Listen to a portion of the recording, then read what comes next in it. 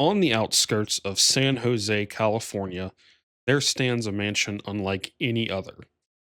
Stretching over 24,000 square feet, the Victorian style home includes more than 160 rooms, 2,000 doors, 10,000 windows, 47 stairways and fireplaces, 52 skylights, 13 bathrooms, and 6 kitchens. The sheer number of these features is enough to raise questions, but where things truly get interesting is in their unusual layout. Inside, you'll find staircases and doors that lead nowhere. There are also doors that open directly to the exterior of the home, some of which are located on the second floor. Barred windows, which are typically found on the outside of a home, appear throughout the interior, and like the doors, many of these windows open onto nothing but a wall. These features, along with countless others, form the labyrinthian structure known as the Winchester Mystery House. According to legend, Sarah Winchester, for whom the house is named, began constructing the home in 1886 following a string of personal tragedies, including the death of her husband, William Winchester. William was the son and heir of Oliver Winchester, who was the founder of the Winchester Repeating Arms Company.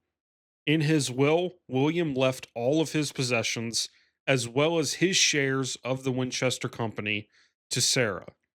And overnight, Sarah became one of the wealthiest women in the world.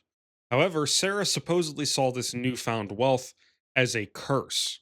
To her, it was blood money stained by all that had been killed by Winchester firearms. Unsure of what to do next, Winchester met with a medium in Boston to discuss what she should do. And according to the medium, the only way Sarah could avoid being tormented by spirits was to build a structure to house them. Soon after, Sarah moved across the country to San Jose, California, and purchased a farmhouse, which she would then spend the next 30 plus years converting into the structure we now know as the Winchester Mystery House. It's believed that Sarah never stopped renovating the house due to fears that she would die if she did, and that Sarah designed the maze like structure to confuse spirits she believed were looking for vengeance against her for her family's firearms business. To further appease the spirits, Sarah allegedly held nightly seances in a dedicated seance room to look for guidance from the dead on what she should add to the house next. During her residence at the mansion, stories were told of a reclusive, superstitious woman obsessed with spirits, the number 13, and many other occult beliefs until the day she died. Today, the property is said to still be haunted by spirits, one of which is believed to be Sarah herself. Now, throughout this quick rundown of the story, I've been careful to use words like legend, story, and rumors. Now, the reason being is that that's all these are. For more than a century, Sarah Winchester has undergone what can really only be described as a smear campaign. As for the house, soon after the death of Sarah, it was transformed into something it never was, a house of horrors. But how did that happen? Well, that's what we're going to try to find out today as we discuss the true story behind Sarah Winchester and the infamous Mystery House. But before we get into the story, I want to ask that if you go on to enjoy the video, please consider liking the video and subscribing to the channel. Those are the best ways to support me, and it tells me that you all enjoy what I'm doing here. And as always, thank you all for watching, and let's get back into the video. Born on June 4th, 1839, Sarah Sally Pardee was the fifth child of Leonard and Sarah Pardee. Despite Sarah being her formal name, she was known to most as Sally. So, for clarity, I will refer to the Sarah Winchester as Sally for the time being, since she shares the same name as her mother. So basically, Sally means I'm talking about the daughter, and Sarah, I'm talking about the mother until I say otherwise. Now, the Pardee family lived in New Haven, Connecticut, and was of upper class standing in their community. This was due to Leonard, who was Sally's father, being known as a skilled craftsman in the area who ran his own woodshop as well as a mill. Due to her family's wealth and standing, Sally was well educated in both math and science. Additionally, she was said to have learned four different languages and was skilled in music composition. The family was also well known in their church and would often attend lavish parties in the community. Sally, however, wouldn't attend these parties nearly as often as the rest of her family. By the time Sally reached adulthood, she was around 4'10" and weighed just around 100 pounds. Due to her stature and beauty, she was locally known as the Belle of New Haven. However, her time as a bachelorette was short lived, and in the fall of 1862, during the midst of the Civil War, Sally married an equally wealthy bachelor named William Winchester. At the time of marriage, Sally was 23 and William was 25, and it's strongly believed that the two had been childhood sweethearts. Now, when they married, William Winchester was not the heir of the infamous firearms company. Instead, he was the heir of a successful shirt manufacturing business known as the Winchester Davy Shirt Company, ran by his father, Oliver Winchester. But in the years leading up to the Civil War, Oliver had developed an interest in the firearms business, and by 1855, he was the largest stockholder of the Volcanic Repeating Arms Company. At the time, the Volcanic Company was being run by Horace Smith and Daniel Wesson, who are attempting to improve the idea of a self loading lever action firearm. This would eventually result in the production of both the volcanic pistol and rifle. But by 1856, the firearms had only seen minor success. Due to this, Smith and Wesson would leave the company and, as you could probably guess, would later go on to form the Smith and Wesson Firearms Company. Soon after those two departed, the Volcanic Company moved its operation to New Haven, Connecticut,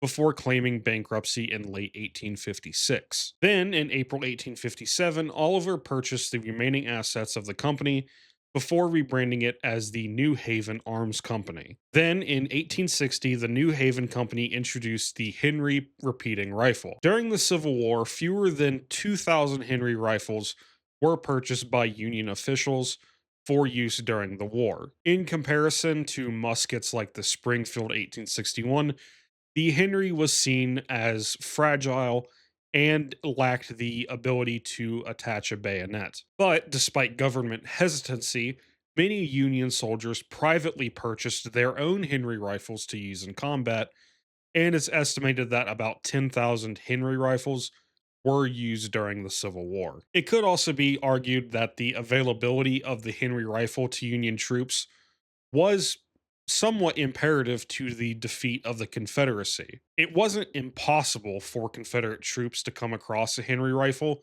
The problem was resupplying its ammunition. With no way to conveniently do so, the use of the Henry rifle was pretty much entirely impractical for the Confederacy. And on one occasion, one Confederate colonel wrote of his first encounter with Union troops that were armed with Henry rifles, and he described it as, and this is a direct quote, that damned Yankee rifle that can be loaded on Sunday and fired all week. Because of its use in the Civil War and the growing lever action market, the Henry rifle ensured the success of the New Haven Arms Company. Then, in 1866, several months after the conclusion of the war, Oliver once again reorganized his firearms company. This time, it would be known as the Winchester Repeating Arms Company. Soon after, William would become the secretary for the company and was deemed the heir of the Winchester firearms fortune. But not everything was perfect in Sally and William's lives. Soon after the introduction of the Winchester Company, Sally gave birth to a daughter named Annie Winchester in June 1866. Tragically, though, Annie was born with congenital marasmus, which is a type of malnutrition caused by some sort of energy deficiency. During the era she was born, Annie's condition was beyond treatment, and 6 weeks later, she would pass away. The loss of Annie had a profound effect on both Sally and William, and they would never have any more children. While waiting for the construction of their new home in New Haven, Sally and William both became interested in architecture and design. However, that interest would essentially turn into an obsession for Sally, and she soon began learning about real estate investment and development as well. In 1870, William would be diagnosed with tuberculosis, which was a death sentence at the time.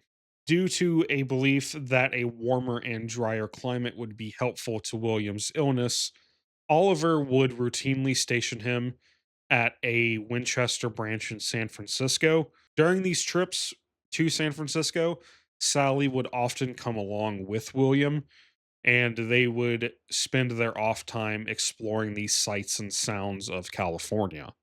In her personal life, nothing major occurred throughout the remainder of the 1870s. But regarding her husband and father in law's business, there was a lot going on.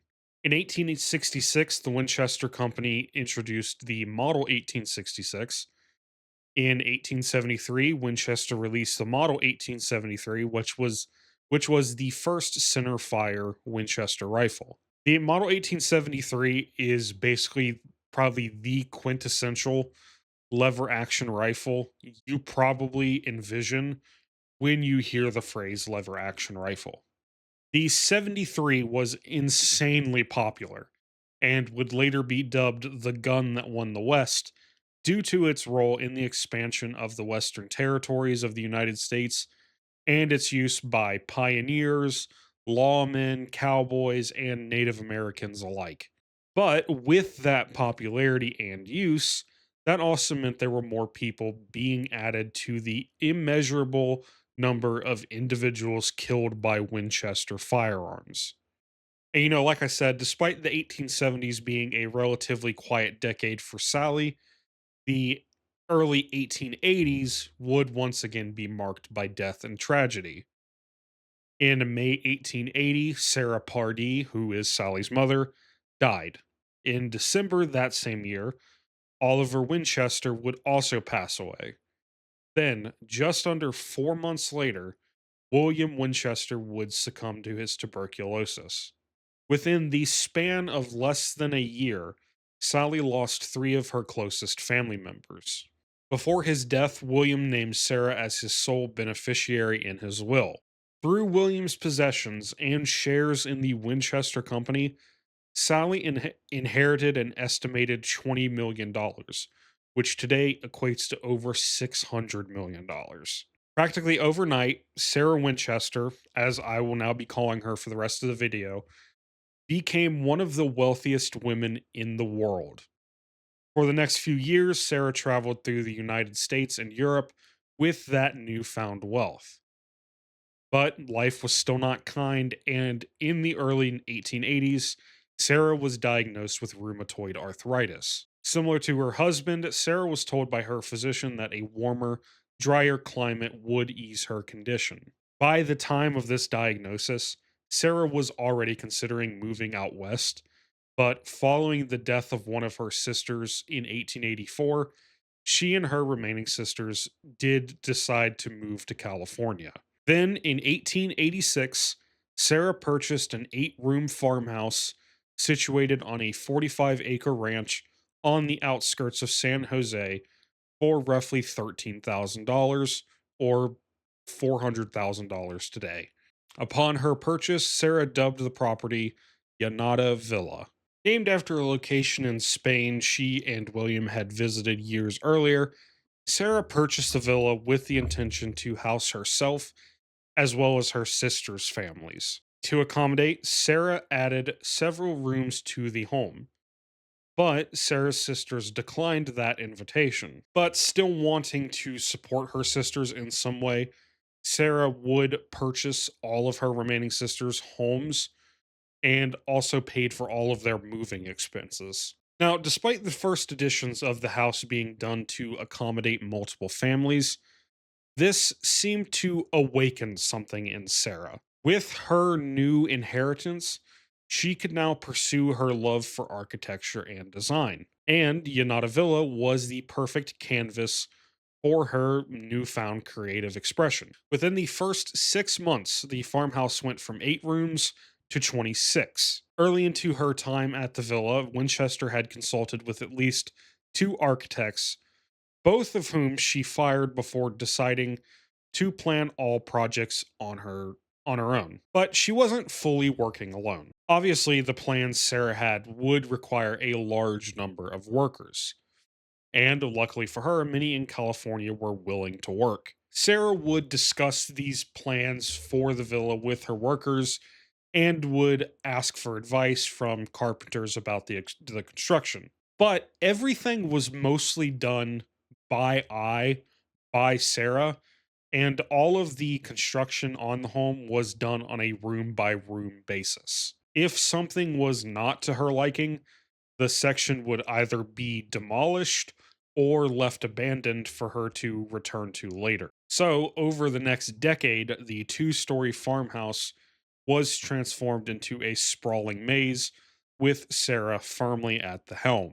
Throughout that decade, Sarah would often be seen at architecture and design expos, likely looking for new inspiration. Through her travels abroad and likely her attending of those expos, Sarah found inspiration in European and Asian design, which she would incorporate into sections of the villa. Additionally, exotic woods, etched metal, and moldings were used throughout the house. Even though this decade saw Sarah fully commit to her passion and vision, tragedy still seemed to find her quite frequently. In 1893, Sarah's youngest sister, suffering from cirrhosis, moved into the mansion since her doctor, as you could probably guess at this point, told her that a warmer climate would be better for her. However, in early 1894, Sarah's sister would pass away inside the home. In 1896, most likely because of the loss of her sister, Sarah intensified her work on the villa. She first expanded the property from 45 acres to 160. Then she added a third and fourth floor to the mansion, with some areas even stretching into a fifth story. Furthermore, she constructed a 7 story tower that she had rebuilt nearly 20 times before she was satisfied with how it was. However, before anyone starts to, sort of question how Sarah's mind was doing at this point and you like question her decision making, the additions she was making also inside the house do demonstrate that she was actually acting very rationally and was still very intelligent. Because throughout the entire home, Sarah had installed state of the art plumbing systems. This includes a plumbing system for an indoor garden that was added during the addition of the higher floors. So basically, in that garden, Sarah had installed a sloped floor, so when the plants of that garden were watered, any excess water would travel down this sloped floor, which would eventually lead to a system of trap doors. And from those trap doors, the water would then be routed and piped to all of the home's outdoor flower boxes. Also, the electrical systems of the home were pretty advanced, and Sarah had installed an early version of an intercom in the home to speak to her workers and other individuals. Which also, at this time, during the work on the house, Sarah allowed a large number of her employees to live inside of the home while they were working on it. By 1906, the mansion had grown to a 4 story complex made up of over 500 plus rooms. But that same year, all work on the home would come to a screeching halt following a devastating earthquake that struck California. On the morning of April 18th, 1906, a 7.9 magnitude earthquake struck San Francisco with such intensity that its effects were felt from Oregon all the way down to Los Angeles. I won't go into too much detail about the 1906 earthquake as it could be a topic in and of itself, but here is a very brief overview. The earthquake devastated San Francisco and many other California cities. Following the quake, fires erupted in San Francisco, which further amplified the destruction and loss of life. In total, casualties ranged anywhere from 700 to 3,000, making it the deadliest natural disaster in California's history. That figure also places the 1906 earthquake among the largest disasters in American history. Now, the reason it's important to mention this earthquake is that it was even felt in San Jose and caused substantial damage to the villa. Nearly every chimney and balcony of the home had collapsed or had been destroyed. The third and fourth floors, as well as that 7-story tower, had also completely collapsed. In the aftermath, Sarah seemed to pretty much call it quits on the villa. She had all of the rubble removed and ensured the remainder of the home was safe, but decided that she would no longer make any more additions to it. Due to this, there were now doors that used to lead to balconies, which now led to nothing but a drop off of the upper floors. Also, inside, some staircases that used to lead up to the upper floors of the home now would just lead directly into the ceiling. After the repairs to the villa, Sarah rarely visited the home and instead spent most of her days at another property she owned in a nearby town. In 1910, Sarah began to focus on her finances and building an investment portfolio. And by all accounts, Sarah was very good at this. Over the next decade, she made only 2 additions to the villa. First, she added a 40-step staircase that rose just about 10 feet, which was added due to her worsening rheumatoid arthritis. Secondly, in 1916, she installed an elevator to further accommodate this condition. Then, in September 1922, Sarah was driven to Llanada Villa to be closer to her doctor in San Jose. A couple of days later, on September 5th, 1922, Sarah Winchester would pass away in her sleep in her bedroom at the villa. She was 83 years old, and the cause of death is believed to be congestive heart failure. Soon after, Sarah's body was returned to New Haven, Connecticut, and she was later buried in Evergreen Cemetery next to William and their daughter Annie. In her will, Sarah listed all of her living relatives as well as a number of her closest employees as beneficiaries. Additionally, Sarah requested that any leftover money be donated to the William Wirt Winchester Hospital in New Haven, Connecticut. Now, I couldn't find a better place to fit this in, but in the early 1900s, Sarah made multiple anonymous donations to a tuberculosis hospital that was being constructed in New Haven. Eventually, she did start making these donations in her name and donated roughly $1 million, or which is about $20 million today, to the hospital. Because of her donations, and because, obviously William was afflicted by tuberculosis, when the hospital did open in 1918, it was dubbed the William Wirt Winchester Hospital. Later, this hospital would actually be added to the Yale New Haven Hospital, and today, Yale still honors William and Sarah with the Winchester Chest Clinic and the Winchester Center for Lung Disease. As for Sarah's properties following her death, most were either sold off or were passed on to her relatives. But when it came to Llanada Villa, appraisers deemed the home worthless due to the damage of the earthquake and stated that the only value the home had was in its property. Due to this, a group of investors took over the property, but soon after, the investors were approached by a local a couple named John and Mame Brown, and they had quite an idea for the property. Now, the Browns were unable to purchase the property outright, so they entered into a lease agreement with the investors. In the following months after this happened, they transformed the home into something entirely different. Less than a year after Sarah Winchester's death, the Browns opened what we now know as the Winchester Mystery House. The former Llanada Villa was turned into a roadside attraction that shared the story of a reclusive widow plagued by grief and guilt who had been instructed by spirits to endlessly build the maze like structure or she would die. Now, obviously, this is the same exact story I told at the start of the video. And before we delve further into the mansion's transformation into the Winchester Mystery House, I need to explain that the idea and story of Sarah being this sort of tortured widow was not something the Browns just came up with themselves.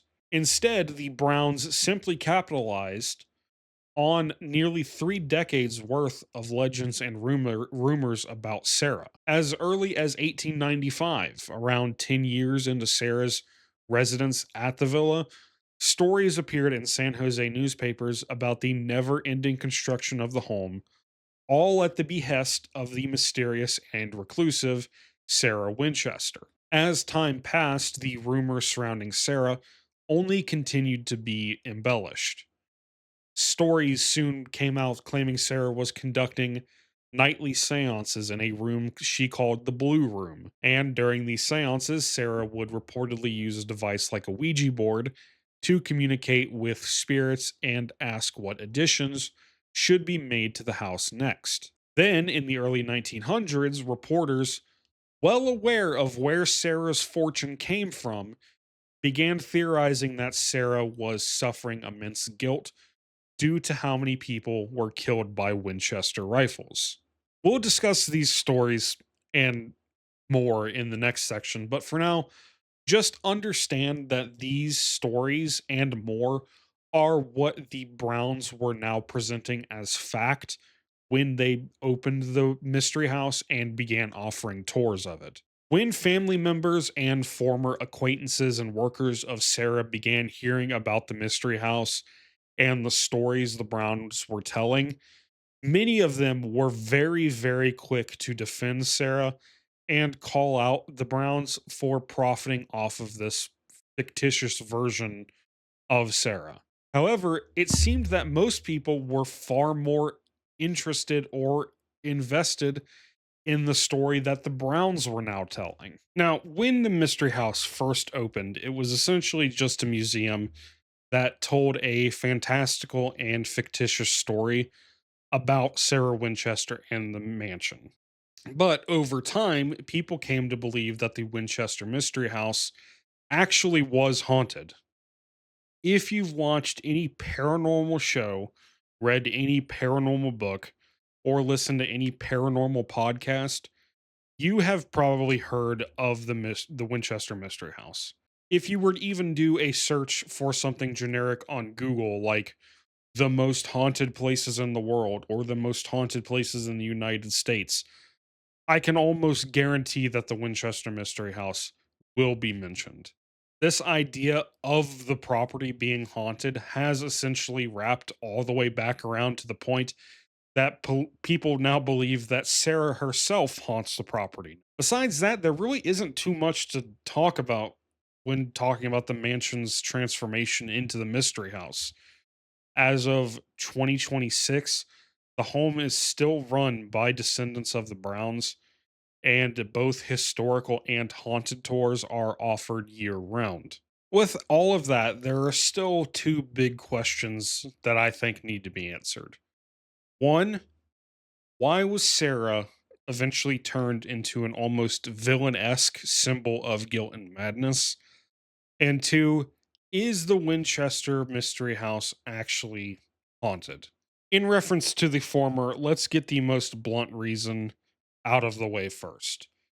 A large reason for what can only be described as defamation of Sarah's character is the fact that she was a woman.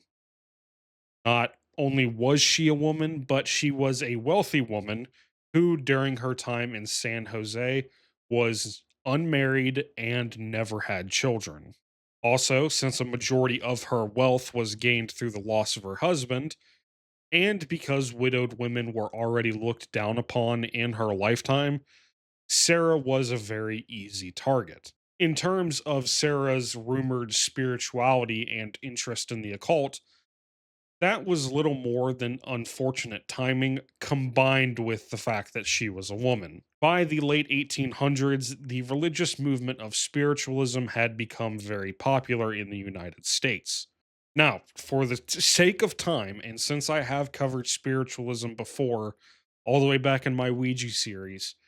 Here are the biggest things you need to know about spiritualism for the context of this video. First, Christians did not and still do not view spiritualism as a legitimate faith, and in its infancy, Christians equated it to witchcraft. Second, spiritualism is what popularized the idea of ghosts and spirits as we know them now, and introduced spirit communication methods and devices like the Ouija board. And lastly, a large amount of spiritual leaders and members were women at the height of its popularity. In regard to its popularity, spiritualism gained its largest following from the 1850s to the 1920s. Now, if you remember, Sarah Winchester was born in 1839 and died in 1922, meaning Sarah's life almost perfectly overlapped this heavily scrutinized female led religious movement. And also, her wealth didn't help her case with this either. Many spiritualists in this time were wealthy and would throw entire parties where they would attempt to contact spirits through several different methods. So, Sarah happened to live during the climax of spiritualism, which was led and followed by wealthy individuals, most of whom were women. With that, we now know why and where these stories of spirits came from and why people were so quick to spread rumors about Sarah. And you know what a huge shocker that both reasons were due to good old fashioned misogyny. Now, what may even be more unbelievable is that the final major rumor I want to discuss about Sarah was also partly influenced by misogyny. That being the claim that Sarah was a reclusive individual. By all accounts, Sarah was a quiet and reserved person in comparison to other people of her status and wealth. But she was never a complete shut in like people describe her. Remember, for extended periods of time, Sarah lived with multiple family members and employees during her time at the villa. Also, as I said earlier, when Sarah first began renovating the home, it wasn't uncommon for people to see Sarah around the town looking for more workers or inspiration for the home. Now, the rumors of Sarah's reclusiveness, while definitely present, were not that egregious during her early days at the villa, but after the 1906 earthquake and her discontinuation of work on the home, this rumor seemed to explode in popularity. From what I can tell, there are two very distinct reasons this happened. Firstly, as we know, Sarah suffered from rheumatoid arthritis. By the early 1900s, Sarah's hands and feet had been almost completely disfigured due to this condition. Also, due to her age, she began losing a lot of her teeth around this time. So, self conscious about her appearance and practically unable to walk without some sort of assistance, she rarely left her home during the last decade or so of her life. I also have to mention that when this rumor became popular, Sarah was already like in her 60s and 70s, so I don't understand what people really expected. Even today, how many people in their 70s can say that they are as active as they were in their younger days? The other reason Sarah seemed to become reclusive is due to all the rumors surrounding her and the villa. Sarah was not oblivious to the rumors being spread about her. However, she never directly refuted any of the claims, but that's probably because she believed that any pushback would only make her look more suspicious. For years, she seemed content with letting people theorize and discuss what she was doing and why she was doing it. But it was the people around Sarah, Sarah's peers, who were not as lax with these people who were spreading these rumors. On multiple occasions, Sarah's family and acquaintances would argue against the negative press and stories being told about her. But, and this only kind of proves the idea that maybe Sarah just didn't want to do anything because it would be worse. Anyone who like did a counter argument against these negative stories were either ignored entirely or the person that's trying to stand up for Sarah would start facing harassment of their own because they're trying to protect Sarah. And since by the time of her later years, Sarah was unable to leave her home without some sort of story being told about her, Sarah seemingly chose to live a quieter life for the benefit of those around her. So, overall, I think Sarah being a woman, her life coinciding with spiritualism, and her more introverted personality are the biggest reasons as to why she was transformed into this figure of a superstitious, guilt ridden widow. That's not to say those were the only reasons, there were actually quite a few more. Um, for example, the belief that Sarah was haunted by those killed with the Winchester rifles only really started to gain popularity in the early 1900s. Most likely, this happened because around the turn of the 20th century, some began to view firearms as a negative following the Civil War, and this perception of weapons being bad only worsened following World War One, and as more advanced firearms also became available. With everything we know now, do I personally think that the Winchester Mystery House is haunted? No, I do not believe even for a second that the house is haunted. Now, I will say, full disclaimer, I've never been to the Mystery House, so I can't say with 100% certainty that it's not haunted. I would personally love to go there one day and experience it for myself, but just kind of from what research I did and from what I've read about the home and what I've read about Sarah, nothing really stands out to me that would definitively prove that it's haunted, or two, nothing would really stick out to explain why it would be haunted. All of the ghostly stories told about the home have either mostly been disproven or were just made up and fabricated long after Sarah died. For example, remember the part all the way back in the beginning of the legend where I said that there was a medium in Boston that Sarah had talked to, and he told her that she should build the villa for to appease the spirits? The first document that ever mentioned this altercation, this interaction with Sarah and this medium, the first document didn't show up in until the 1970s, which was 50 years after she died. Also, if you look into the story, you also might come across claims people make that Sarah was obsessed with the number 13. And apparently, this whole obsession with the number 13 is reflected in certain aspects of the home. Apparently, there's like a bathroom in the house that has 13 hooks on the wall, and there's 13 robes hanging up on the wall. There's also a room that has 13 windows.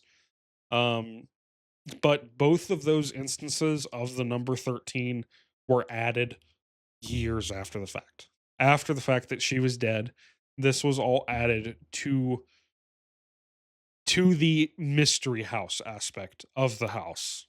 And that wasn't the only thing that was created by the attraction. Because if you remember, Sarah was said to have conducted nightly seances in a room called the Blue Room. But written records by Sarah herself indicate that the Blue Room was nothing more than the bedroom of her gardener. Also, the rumors stating that construction never ended on the home was disproven by more documents showing that there were entire months of time where neither Sarah or her workers were at the home at all. Despite these official documents basically disproving a large majority of what the attraction now sells, brochures for the Mystery House will still tout all of these ideas of the obsession with 13, the seance room, and the never ending construction. But if all of the rumors about Sarah are false and a majority of the superstitious elements of the house were added afterward, how do you explain these sightings and encounters people have in the home? Well, for that, I want to first off say that a lot of these people that label the house as the most haunted place in the world or most haunted place in America are celebrity paranormal investigators and creators who are little more than just grifters and showmen. But what about those who are just everyday people? How do you explain how do you explain their experience? Well, I think there actually is a pretty simple answer for a lot of these encounters. Imagine just being dropped into a place like this and it's labeled as the most haunted place in the world in America. Not only do you have that information that like it's being labeled this, but when you go inside, the house itself makes no sense. The measurements are all wrong. The rooms are all different sizes. Everything about this whole place is just disorienting. Every room feels off. There's doors, windows, and staircases that go nowhere. This whole disorienting design would put you in a state of confusion and probably make you pretty unsettled. When you get like this, your brain innately becomes more suggestible. When you're in this more like suggestible state, these stories of hauntings would probably seem far more plausible. So much so that your own mind might end up tricking you into believing that you are seeing or experiencing something truly paranormal. Similar to the odd layout of the house, natural phenomena can also be used to explain a large amount of supposed encounters in the home. Shifts in temperature, as well as noises throughout the home, can be attributed to the house's age and its settling. Also, on multiple occasions, people who have cited supposed shadow figures have had their sighting debunked as they had either seen another tourist or another investigator um, just walking around the home. I think with all of this information, I'm pretty confident in saying that it's highly unlikely that the Winchester Mystery House is actually haunted. But as I said, I would love to visit the home one day and maybe even do a proper investigation if I were allowed to do so. At the same time, though, I don't really trust the people who are running an attraction on a mound of misinformation and slander out of the actual home of the person they're slandering and spreading misinformation about. Also, I doubt they'd really be too keen on letting someone do a legitimate investigation, nor would they probably ever let me do one since, I just called them untrustworthy. But oh well. With that, though, we have essentially reached the end of our coverage of the Winchester Mystery House.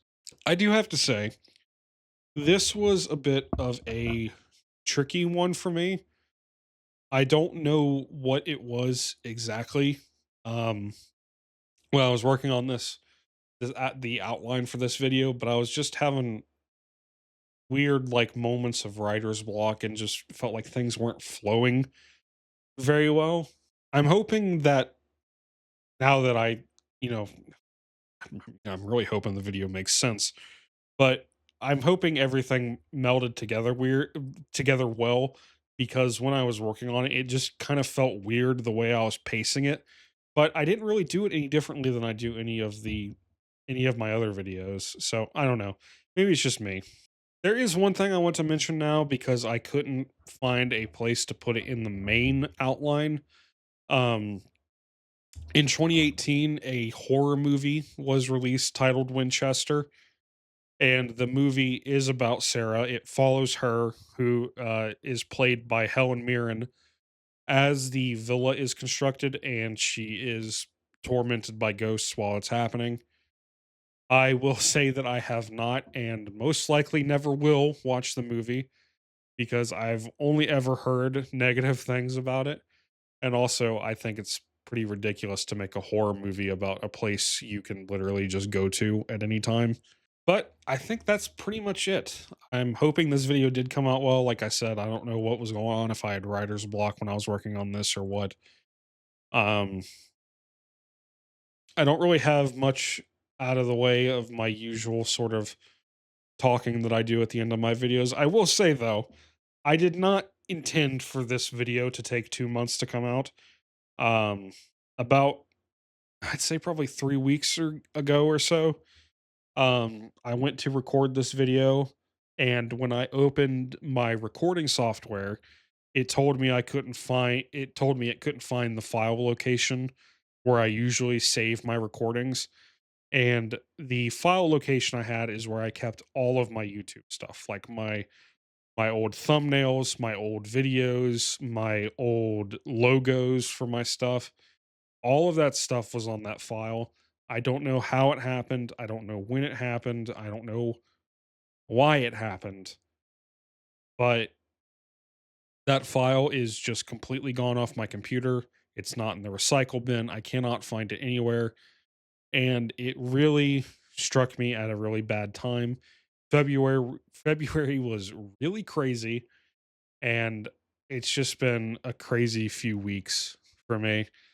And then last weekend I was getting ready to record, and then I figured out that my recording software that I was using had also became corrupted in my files. I don't know how that happened, so I had to reinstall it and work on that, and that took hours to do. And both of these moments I could have recorded the video, but when these happened, I got in a really bad mood.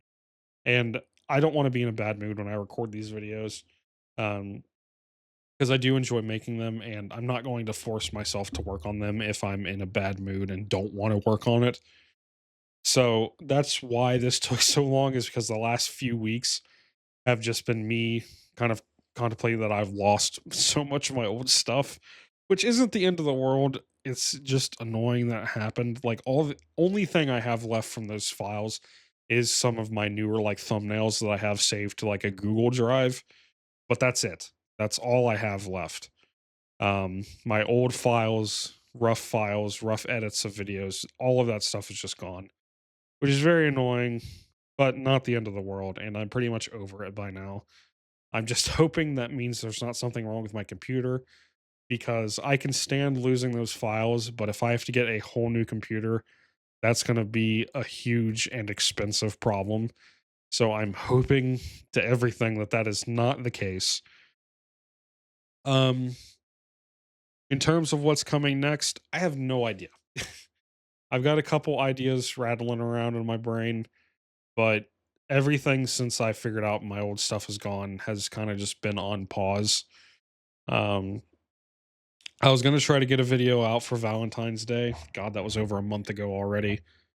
But I was gonna try to get a video out for that, but then that kind of fell through because then it would have came out after Valentine's Day, and it was kind of a Valentine's themed video.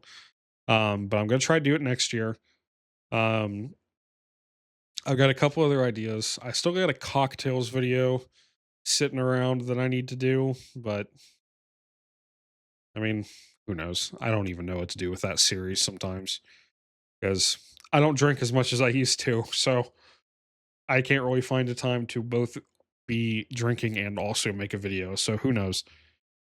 But I think that's really about it. As always, I want to thank you all so much for being patient, so much for the support on the last video. I was very surprised with how well the Ford Pinto video did. I'm glad you all seem to enjoy it.